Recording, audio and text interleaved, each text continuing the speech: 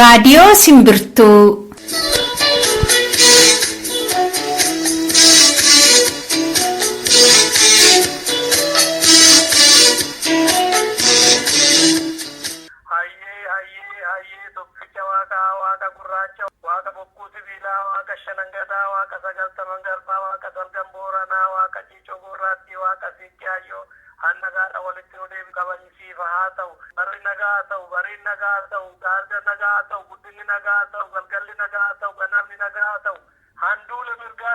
Guyyuu gaafa kamisaa oduulee adda addaa sirboota isin bohaarsanii fi qophii mala kurfeeffachuudhaan kan isin eeggattu qophiin Simbirtuu ras yeroo ishee eegdee qophooftee jirti. Akkam jirtu dhaggeeffattoota keenya. Sagantaa keenya irraa hordofuudhaaf akkasii ta'utti mee gurra isin buusa. Jalqaba oduudha akkuma naakaanii. Oduutti aanee sirba tokko erga isin dhageessisee booda gara qophii addaatti dabarra. Qophii addaa keenya har'aatiin jecha basaasa jedhu hawaasa Oromoo bal'aa biratti akkamitti hubatamaa akka jedhu tokko namoota adda addaa kan dubbisnee yaada isaanii kurfeeffannetu isinii dhiyaata. Isaa booda qophii imalaa itti fufa. Sirba tokko booda jechuudha. Qophiin imalaa keenya har'aa immoo dhiyeenya walii galtee kan taasisan dhaabbilee siyaasaa Oromoo irratti xiyyeeffata. Hanga xumuraatti waliin turaan affeerraa keenyadha. Amma gara oduutti.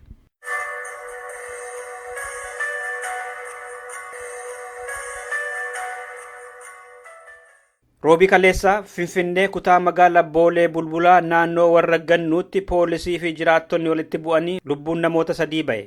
Mootummaan mana seeraan aladha jedhu diiguudhaaf poolisoonni ergaman abbootii qabeenyaa wajjin walitti bu'anii namoonni 3 ajjeefamanii 2 madahani. Siiviloota poolisiitiin ajjeefaman 3 keessaa dubartiin Oromoo tokko jiru jedhe oduun nu ga'e.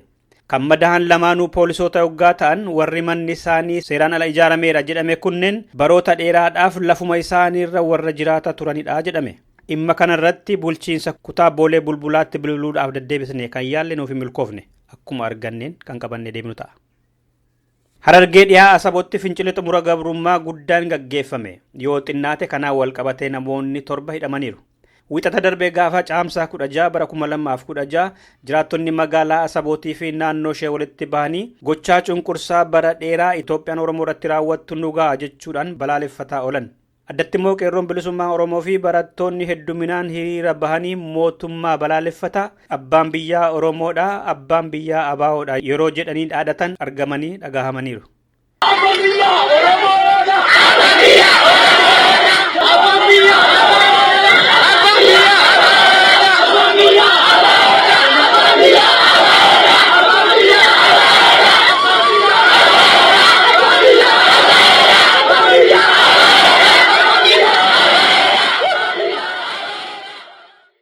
Mormii guddaa kanarratti qaamaa fi lubbuurra badiin ga'ee jiraachuunsaa haga oduun kun qophaa'etti hin dhagahamne.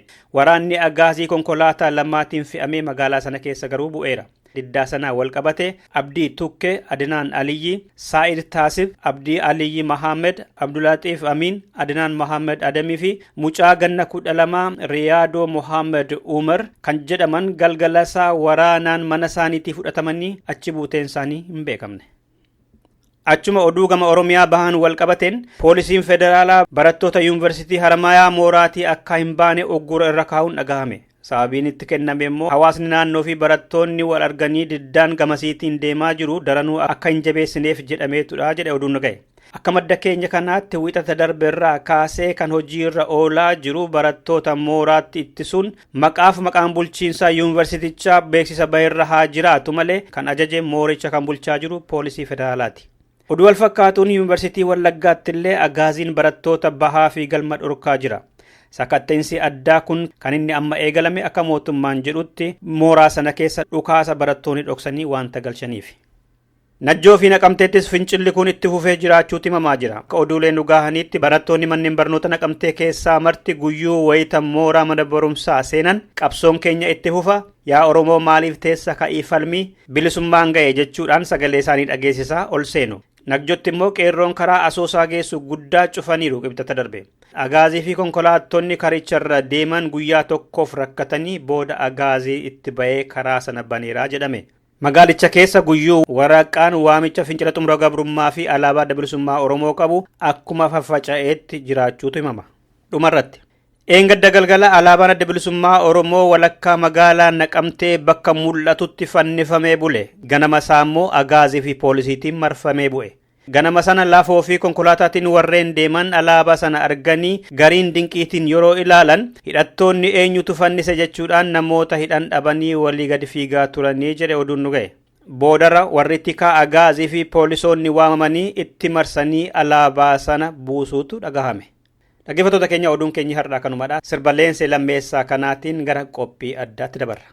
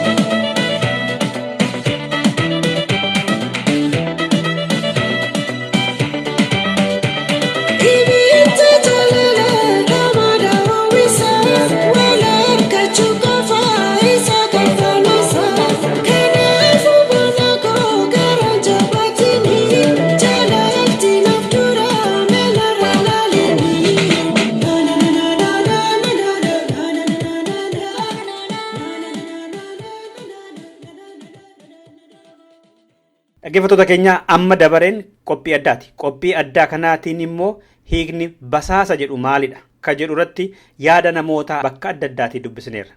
Isa irratti xiyyeeffanneerra mee dhaggeeffadhaa.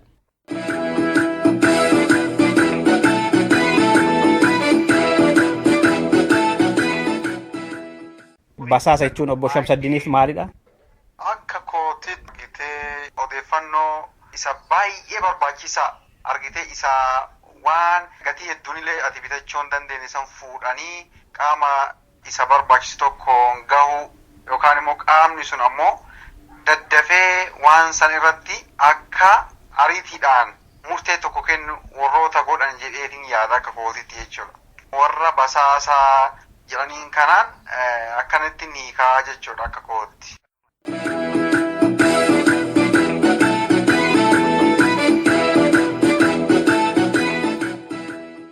Beekan gulummaa tika yookaan immoo intelligence jedhamu kan akkamitti hiikame?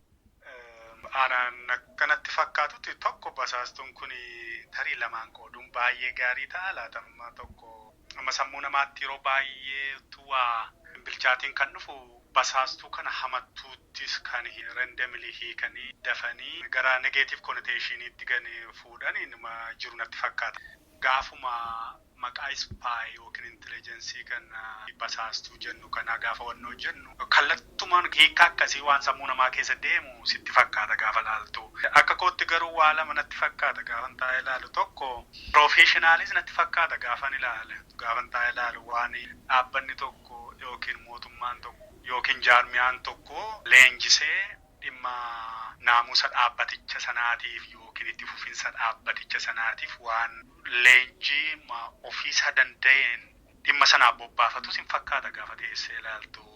Kanaaf hubannoonsaa baay'ee amma jirru kana keessa hubannoon ispaayi kana waan gadi fageenya qabu miti baay'ee ruutidii miti maaliif kan barsiise kan hubachiise humtuu waan hin jirreef amma from the ground ispaayi maanni basaastuun maanni giti sanaa maanni tiki maanni maaltu maalinni waan jiru kun gara bilchina kanaatti miidiyaa nu barsiises yookiin wantoota waan akkasii kana muuxannoo gadi fageenyaa dhaloota kanatti agarsiises baay'ee waan argamu waan jiru natti hin fakkaatu. Kanarraa kan ka'e yeroo maqaa basaastuu hamattuudha yookiin balleessituudha jedhanii wanti irratti gadi nam'an tokko waan mul'atu natti fakkaata kanaan gaafan ilaalu.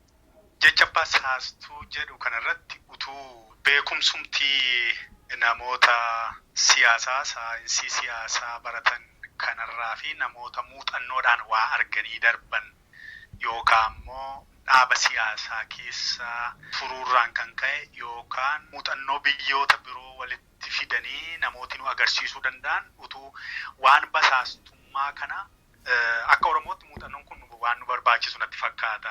Ammaaf garuu hawaasni waan muuxannoo basaastummaa kana hiika diiskoorsii yookiin miniingii jecha kana jala jiru namni gadi fageenyaan waan hubannaa kanaa qabaatu natti hin fakkaatu. Beekumsa yookiin sammuu saba baay'ee bakka bu'ee dubbachuu illee hin danda'u.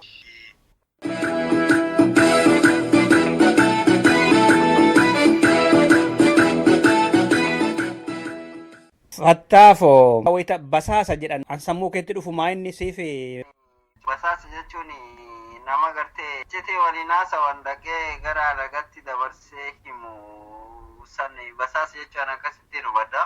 Walumaa galatti basaasa jechuun si fakkaatee si waliin jiraatee haalaati irra jirtu hundaa'u hubatee dhaqee alagatti dabarsee si kannu informeeshina kee hundaa'u alagatti kannu fakkaatee bulaa jechuudha si galan. Sitti fira fakkaatee sirraa fuudheeti isaanii geesse jechuudha. Basaastu jechuun sani jechuudha. Nama hiisisu kan nama ajjeesisu hadhiiga namaatiin qaama dhigatu jechuudha. Basaastu jechuun walumaa galatti.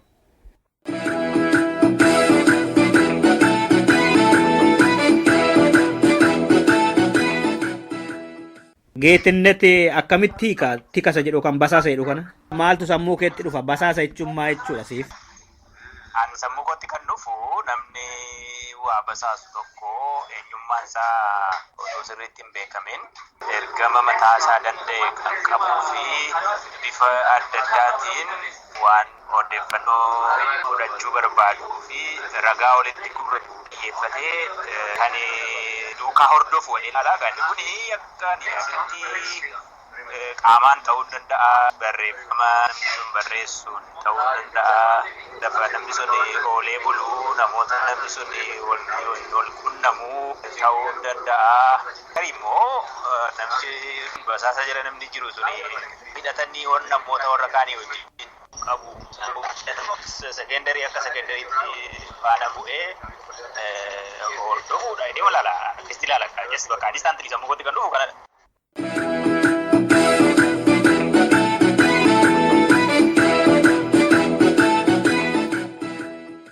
Wayita basaasa jedhan tika abaluu jedhan Boshukur sammuu keessanitti dhufu hiikni maali? Irra deebinaan galle.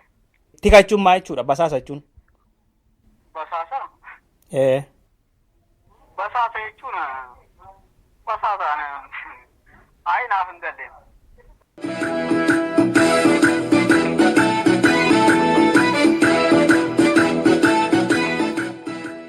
Botashaalee Abarraa basaasa intelligence jedhamu sun maa inni?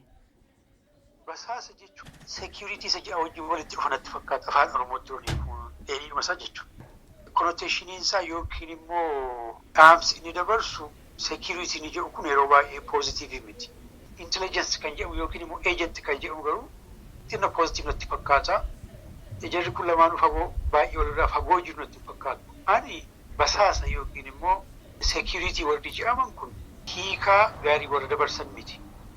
Ani bifa lamaan laalamatti fakkaata. Sirna biyya tokko wajjiniin wal qabame humni tikaa basaas agent intelligence caasicha jechuudha. Intelligence gaafa jennu kan nu argisiisu wanti kun maqaan kun caasichaaf kan kennamu intelligence institutionicha isaa dhaaba kanaaf dhaabbatee jiru waajjira san jechuudha. Ejentiin immoo nama achi keessatti hojjetu jechuudha. Yookiin immoo basaasa ta'ee kan hojjetu tokko jechuudha. Sirnicha wajjiniin wal qabamee ilaalama. Biyya cunqursaa keessatti basaasaan tokko nama tokko tiksa. Namni tokko sirna sanaaf hangam tokko bitama. Seerrichi waan fe'e haa ta'u, seerrichi waan fe'e haa ajaju.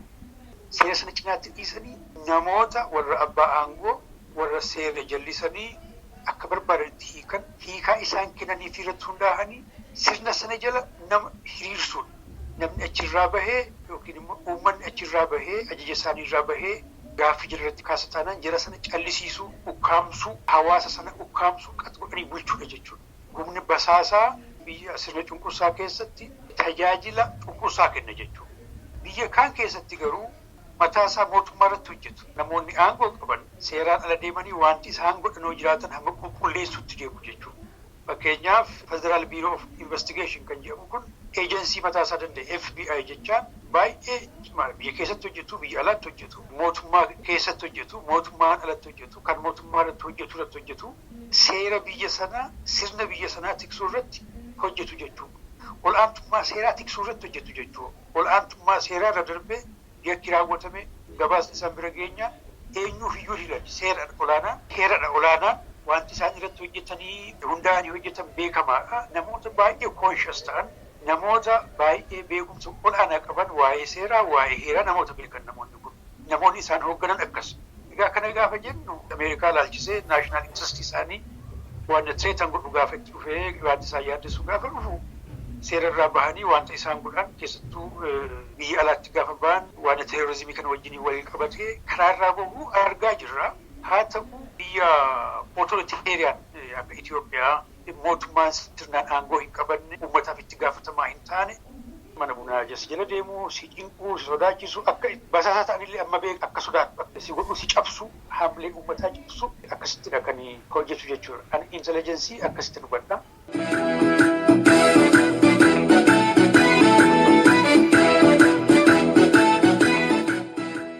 Obbo Gammachiis Kamaal wayita basaasa jedhamu dhageessan sammuu keessanitti kan dhufu hiikni isaa maalinni akkasiin hubattanitti? Amma basaasaa jechuun akka mataa kiyyaa kaaniin hubadhu namni tokko mootummaa tokko wajjin hojjechaa mootummaa san jalaas maqee ammaas nama biraa fakkaachaa fakkeenyaaf walumaa galatti gaararraa fakkaachaa yoo jiraate namni san basaasaa jedhama.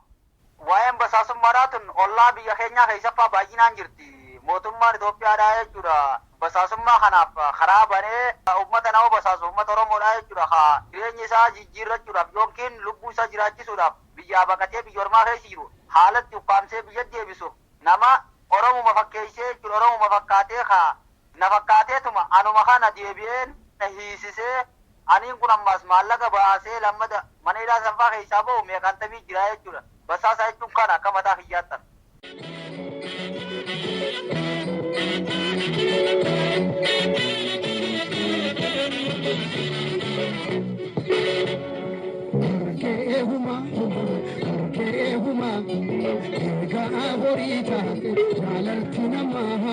Rabbi madenamni nijijirama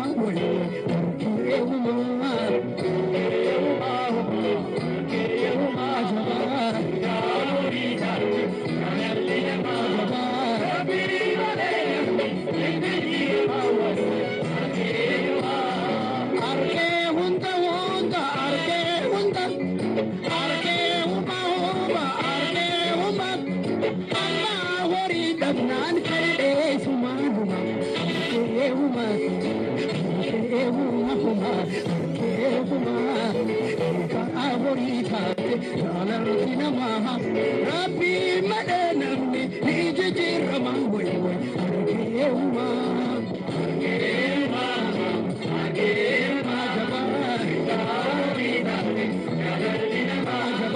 Rabbi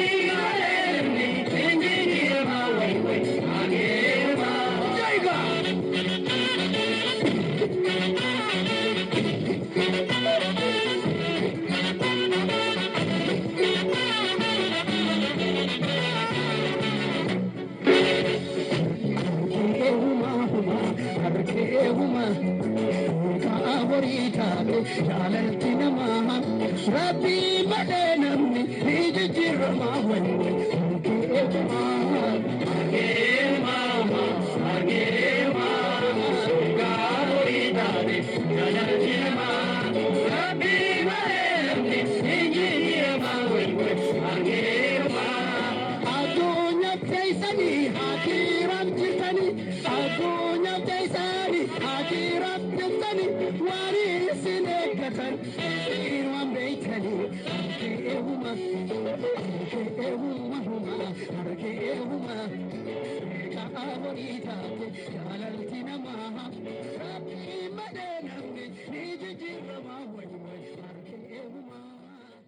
Dhaggeeffattoota keenya amma kan dhiyaatu qophii imalaati. Qophii imalaa keenya har'aatiin waa'ee waliigaltee dhaabbilee siyaasa Oromoo arfanii har'aa ilaaluuf jenna. Dhimma kanarratti keessummaa qabna. Keessummaa keenya sirba gabaabduu kanaa booda qabadheen deebi'aati marreen waliin tura.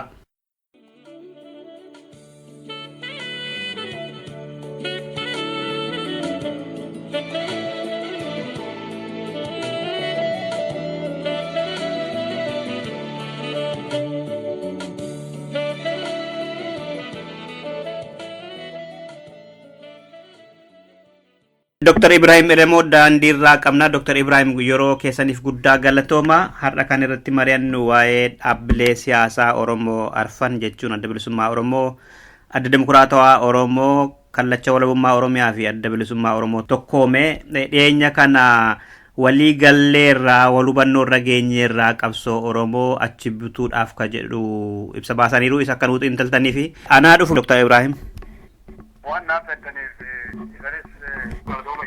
Ibsa isaan baasan keessatti irratti walii galle jedhan hiree murteeffannaa uummata Oromoo arfan keenya irratti walii galleerraa, abbaa biyyummaa Oromoo irratti walii galleerraa, Oromiyaan kan Oromoo ta'uu fi kana milkeessuu irratti walii galleerraa, koree kana waliin qabsoo gaggeessuun immoo namoota 9 kan of keessaa qabdu utumneerraa jedhan. Maaltu keessaa fudhatama walii galtee amma goone jedhanirraa dhaabbileen arfan kun Doktara? Walii galteen amma godhame jedhamu kunini tarkaanfii tokko garuu akka bu'aa guddaatti waan laalamuu miti.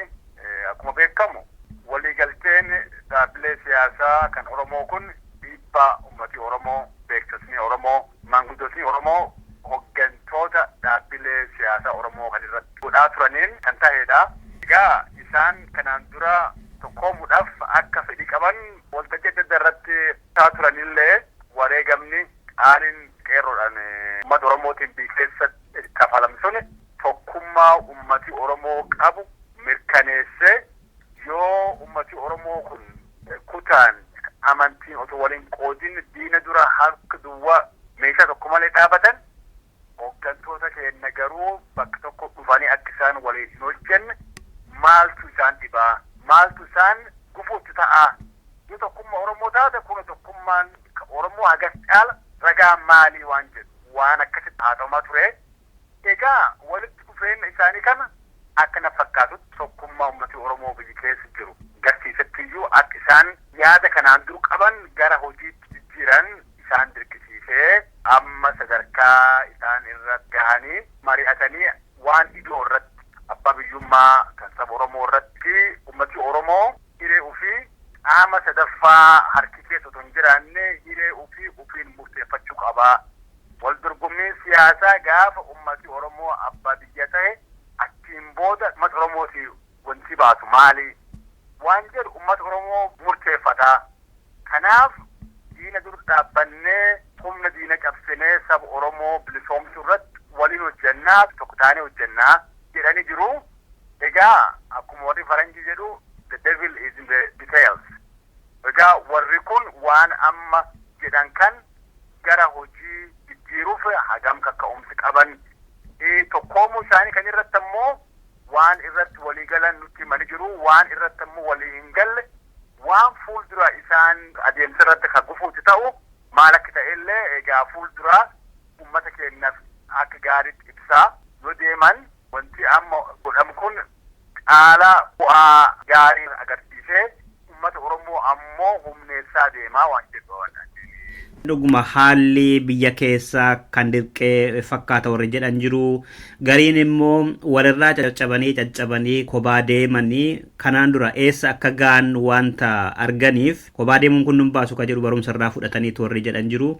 Gariin immoo ammallee badaadhuma miti tokko hin taane walii galuudhaaf hariirra jiranii kan jedhamutu irratti kakka'a. Mee akka ammas ilaaltanitti sagantaa siyaasa dhaabolee arfan kanaas ni beektu. Wanta garaadhaan kana milkeessuudhaaf irratti hojjetan fakkaata yookaan immoo onneedhaan irratti hojjetama jedhamee abdatama. Gaarii beektaa yeroo ammaan kana ummati Oromoo otoo beela keessa jiru, otoo dheebotaa jiru, otoo ilmaan isaa halkanii guyyaa du'aa jiru, ka du'e awwaalachaa qabsoo kan irratti kaa jiru.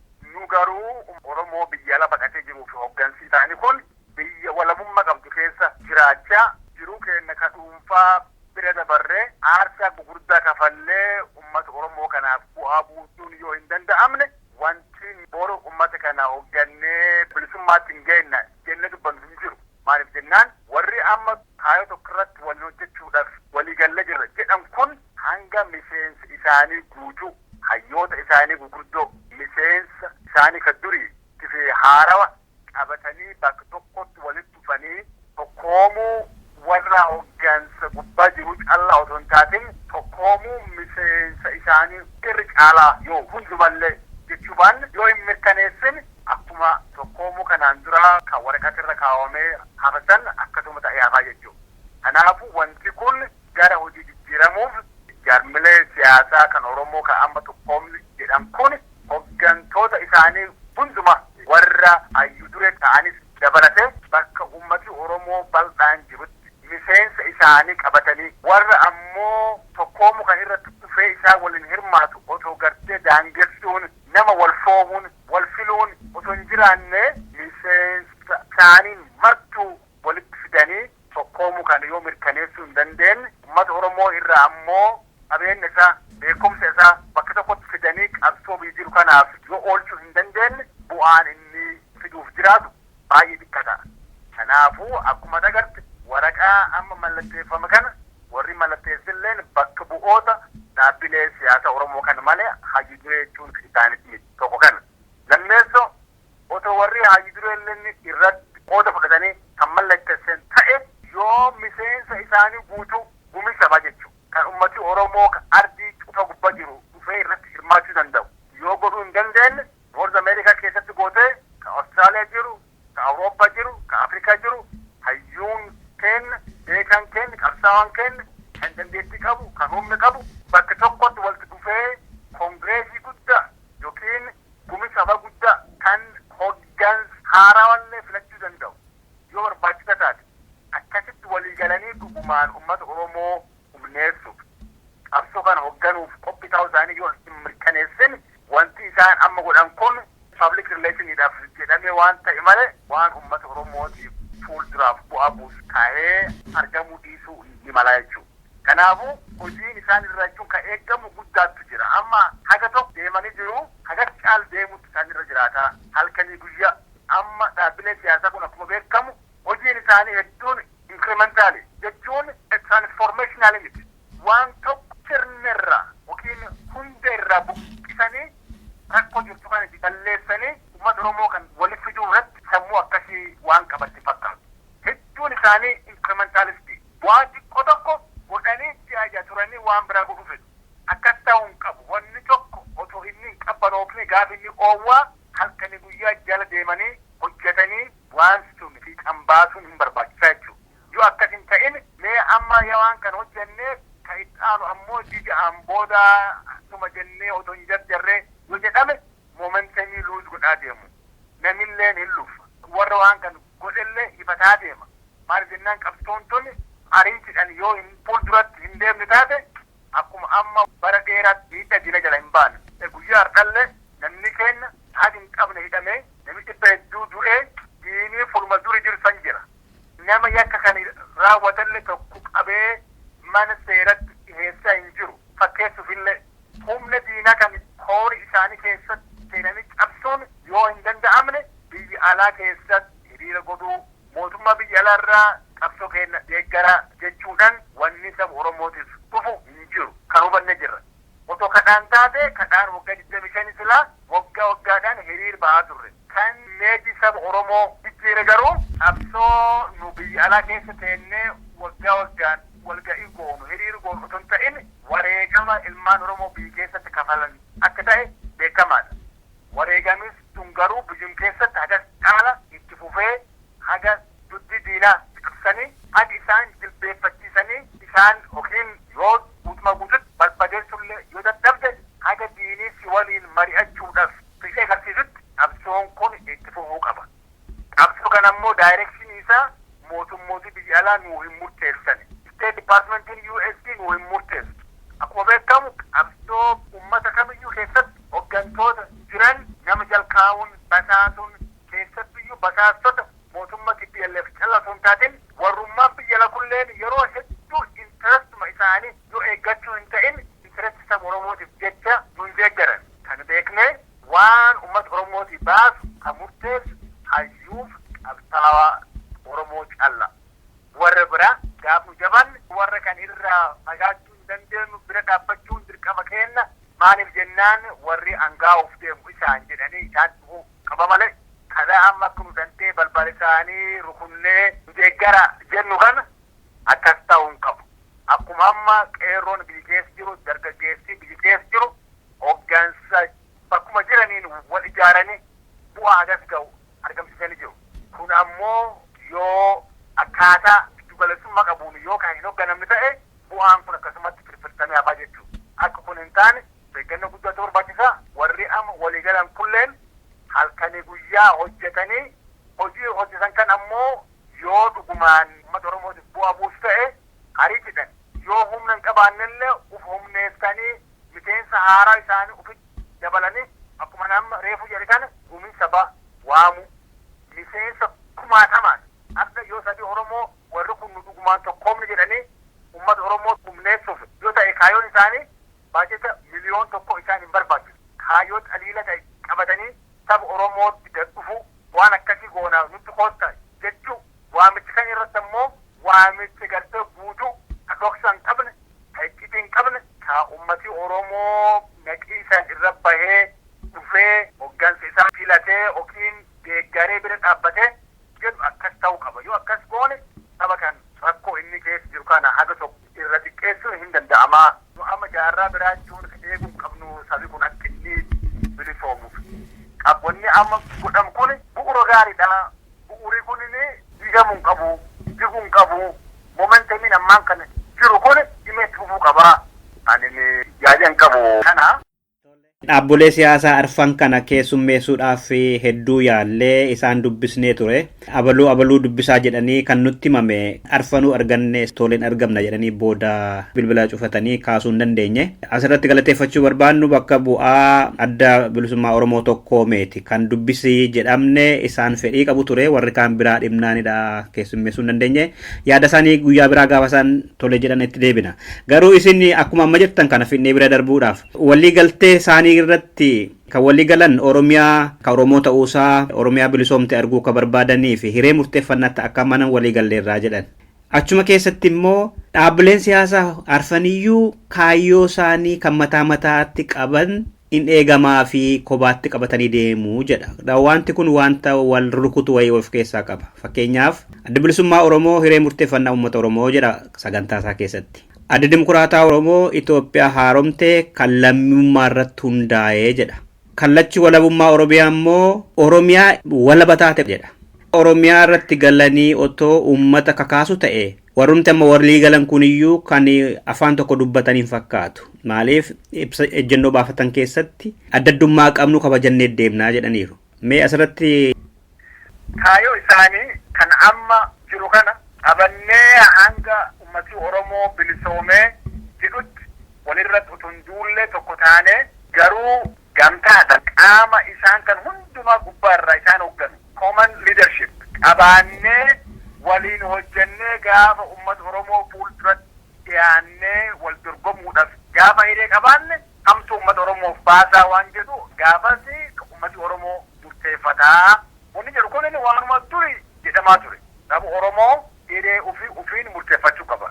Kagari maal jedha wanti nu itti amannu walabummaadha garuu walabummaan kun dhiigan dhuftimoo referendamii ka tolaatiin dhuftimoo ummati Oromoo hireen kun qaama tokkoon kan isaaf kennamu otoo hin taane nuti qabsoofne ummati Oromoo garuu walaba tahee waan barbaachisan murteeffachuu qaba. Nu garuu akka dhaab tokkotti kan nuti amannu ummati Oromoo walaboomee mootummaa ofii dhaabatee biyya of danda'e tokko qabaachuu qaba. Warri jedhanilleen waan kana garaagarummaa amma fakkeenyaaf yoo warra jechuun odeeffii fudhatti labsanii jiru. Hiree murteeffannaa hin deeggarra garuu akka dhaabeenyatti ummati Oromoo ummati biraa waliin tokko ta'ee yoo jira gaariidha jennee garuu warra biraatiin kaayoon keessan dogongora hin jennu gaafa ummati Oromoo bilisoome ummati Oromoo dhiibba tokko malee hiree sana haa murteeffatu jenna jedhan. Akkas jechuun gaafa ummati kun bilisoome ummata keenya dur dhaabbannee bilisummaa yaa argattanii amma immoo tokkummaadhaan yoo jiraanne wayyaa jennee dur dhaabbannee amansiisuudhaaf yaalii goonaa jechuu warraati.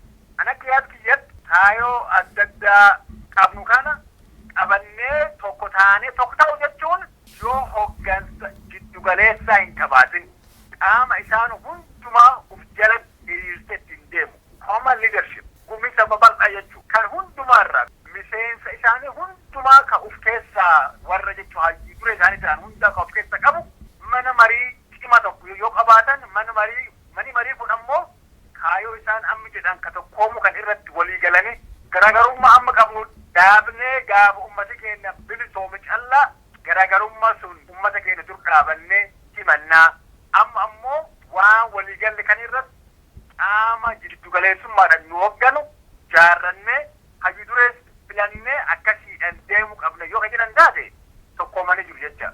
Waan kana hojii gubbaa gochuudhaaf tiimoo cimaa ta'e qabaatanii warra ammoo tartiimoo kana halkanii guyyaa jala deemee tiksu yoo qabaanne wanti gaariin yaadames otoo bu'aa hin qabaanne akkasumatti waan ta'e ta'a jechuudha. Hojii guddaatu isaan barbaachisaa. Waliigaltee yaa godhan jechuun isaanii gaariidha. Irra caala galuu tartiimoo waan kan ittiin dhuge uumsan qabaachuu isaan barbaachisaa. Tartiimoo kana immoo ka ummatatti himanii jira. Ka ummatatti illee hin himne jiraachuu ni mala. Garuu istiraatejaayiz godhanii waan kan ittiin deemu irratti istiraatejistii nama iccimoo yoon qaban akkuma kanaan dura san uleetuma waan bajatu. Akkuma yaadametti yoo waliigaltee irra darbanii yoo tokkooman faayidaa inni mooraa Oromoof qabsoo Oromoo keessatti qabu maalinni miidhaa inni mootummaa Itoophiyaa irratti qabaatoo maalin? Yoo dhugumaan tokkummaan mirkanaa'ee bu'aan inni qabu uummata Oromootu hamlee guddaa horatee isaan faana ta'a. Akkuma agartu kan amma uummati Oromoo yeroo fincilee biyya keessatti gaggeeffamaa jiru sana biyya alaa keessatti hiriira ba'ee maal godhee qabeenya uummati Oromoo qabu xiqqaa miti yoo dubbanne. Uummati 100,000 ka biyya ala jiru miliyoona 20, 30, 50 fandareetti godhuu danda'a. Mootummaa biyya alaa irraa deeggarsi isaan hin barbaachisu. Uummati tokko yoo hoogganaa isatti kan amantii guddaa qabu taate hoogganaan kun ammoo bulchiinsi cima yoo qabaatu ta'e waan qabu mara gaafa akka masala sabii Oromoo wareegamuudhaaf qophaa'ee bakka hundumatti socho'u sana namni cuftinuu akka inni aarsaa guddaa kafalee horii qaburraa otoo hin qusannee akka inni kennu silaa taasisuun hin danda'amaa ture. Kanaafuu tokkoomuun garmilee siyaasaa kanaa otoo dhugoomee dhugumaan ummati Oromoo itti gammade gaafa fincilii kun ammallee deebi'ee qabate yoo ummati keenya gadoone ummati keenya kun waan raajii godhuu danda'a. Waan raajii jechuun aduwaan qabdirraa parsentii 10, parsentii 20 kennu jechuun raajii jechuudha. Namni hoboo danda'u garuu arda otoo wangoone hafe 10,000 jira. Kana kiyya. Kun hoggansa irraa maal barbaada? Hoggansa irraa konfidensii guddaa qabaachuutu isaan irraa barbaachisa. Hoggansa irraa yoo konfidensii hin qaban waan qabdullee irraa kennitee qaama san bira dhaabbachuun hamleen hin jiru jecha. Kanaafuu tokkoomuun isaanii hamlee warra keenya kan callisanii taa'aa jiraniif hamlee guddaa kennaa. Hamleen kun ammoo humna ta'a jecha. Humna warri amma callisanii taa'an kun yeroo mirqaanan yeroo hamleen isaanii ka'e gabba'anii dubbatu. Hiriira akka gaariitti hin dhufu. Qabeenya isaanii akka gaariitti hin kennu. Kabii jiru ammoo humna isaatiin lubbuu isaatiin of bilisoomsuuf qabsaa'aa jechuudha. Bu'aan inni qabu kana. Kun akka jechuun ammoo ati waan godhuuf deemtu diina dugda cabsee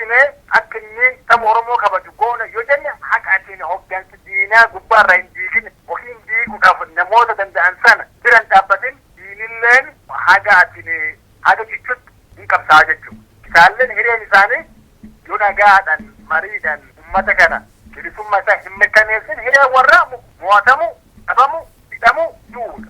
Hoggansi ati gartuu ka TPLF kun yookiin ka isaan faana hiriiru kooppiisee kun yoo biyyittiin sun mootummaan hammi jiru diigame yoo nagaa otoo hin taatiin humnaan diigame hiree warraa addunyaa irratti bakki isaan deemanii ba'an hin jiru. Biyyi keessatti illee hireen isaanii hidhamuu, du'uu, addunyaa saamanillee dhabuudha. Yoo biyyittiin sun humnaan ka jettu taate. Yoo ammoo mariidhaan ka godhamu taate uummata sanaa fi biyyi sanallee diigama irraa hambisuun hin danda'amu. Kanaafuu kubbaan dirree isaanii keessa jira jechuudha. Maaliif jennaan haa turuu, haa dhiyaatu, injifatamuun isaanii waan hin oolle. Waggaa 70 irratti taatu, 60 irratti taatu, dabballeen amma biyya keessatti nama hiraarsaa jiru qabamuun, hidhamuun, du'uun isaanii waan hin oolle. Addunyaa irratti illee akkuma dagarti namni Oromoo dammaqee jira. Bakki isaan deeman mara isaan faana deemaa jira. Akka durii nama Oromoo ijjeessanii biyya irratti illee baqachuun gonkumaa hin danda'amu ammaan booda. Kanaafiyyuu kubbaan dirree isaanii gubbaa jira. Nu haga dhumatti ciccinee aangoo irratti doonallee yoo ka jiran taate hireen harki isaanii jira jechuudha. Hireen isaaniillee sabni Oromoo yoo tokkoomee humnoome akkas jedhee itti dubbata. Diina akkas jedhee afaan tokko itti dubbate doorsisee waan doorsise sullee ammoo mul'isa jechuudha. Yoo hin ta'in leencaa ilkaan hin qabne taataa jechuudha. Wanti amma qeerroon ifee jiru mul'ise mootummaa rifachiisee jira. Mootummaa warra hoogganaa buqqeessee jira. Garuu waraani isaanii hagammaa hin jira. Intirestiin warra guddaattu kan hagammaa hin tuqamanitu jira. Isaanis rifatanii jiru. Rifannooti isaanii san garuu waraana miliyoona walakkaa ol qaban itti fayyadamanii in turraa waan jedhu abdiin isaan qaban kana. Waraani isaan qaban kun garuu gaafa hoggansi mootummaa harka qabu kan jiddugala keessa taa'u kun masaraan isaanii gaafa inni socho'e waraani kunneen akkuma ka waraani dargii kan diigamee bittinnaa yaafaa jecha. Warra gartee maasii irratti mana ijaaratan jechuu ta'anii jechuudha. Kanaafiyyuu tokkoomuun waan isa kana iddoo qabamutti jechuun ibsuun wanti taate. Ammas irra deebinee mormitoonni siyaasaa Oromoo arfan iyyuu warri walii galee irra jedhan yoo yaada isaanii kennanii keessummeessina. Xiinxala keessaniif guddaa galatoomaa Dr. Ibrahim Elemoo fayyaa ta'a ulfadha. Atillee hedduu galatoomne darsu.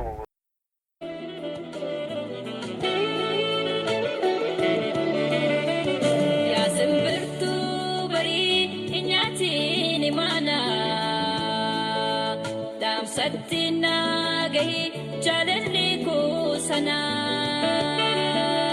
kawalini galle jalala jolluma onneside botte dadabde kofuma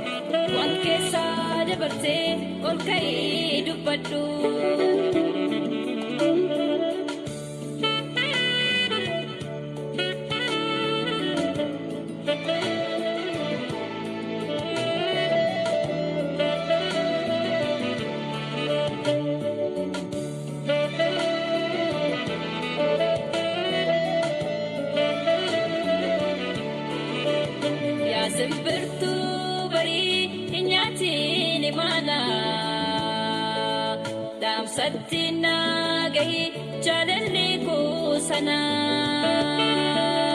kawalini galle jalala joluma oneside botte dadabde kofuma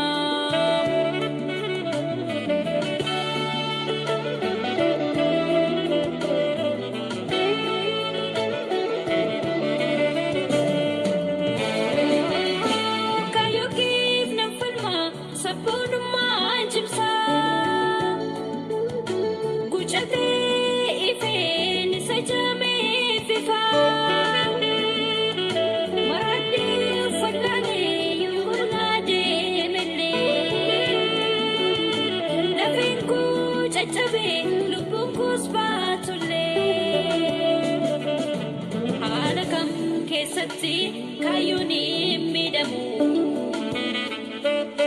ibidi sikisa anarat namu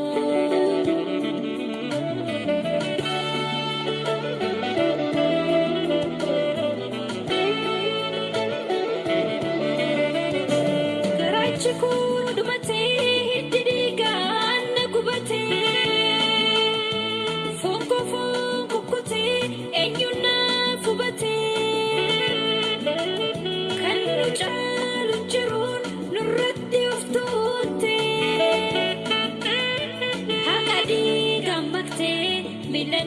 sakate nudirme maera iganu lafte wadito komane hadanu bafte